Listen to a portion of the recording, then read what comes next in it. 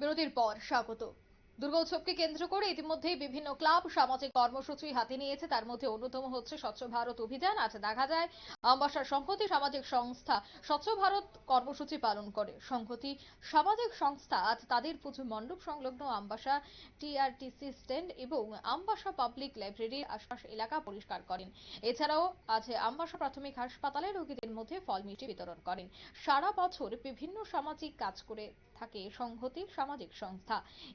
এবছরও তাদের শারদীয় উৎসবকে কেন্দ্র করে বিভিন্ন সামাজিক কর্মসূচি হাতে নেওয়া হয়েছে। কি বলছেন সংশ্লিষ্টরা, শোনাচ্ছি। প্রীতি এবং শুভেচ্ছা। আমরা টিআরটিসি মোটর স্ট্যান্ড স্থিত সংহতি সামাজিক সংস্থার পক্ষ থেকে এই বছর শারদীয় দুর্গাপূজায় আমরা একটা থিম পূজায় আমরা নেমেছি।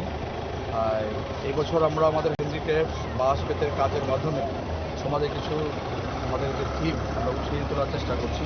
তার পাশাপাশি আমরা আমাদের যে সামাজিক কাজ, এই সামাজিক কাজ আমরা আজকে স্বচ্ছ ভারত অভিযানের নামে আমরা টিআরটিসি মোটর স্ট্যান্ড।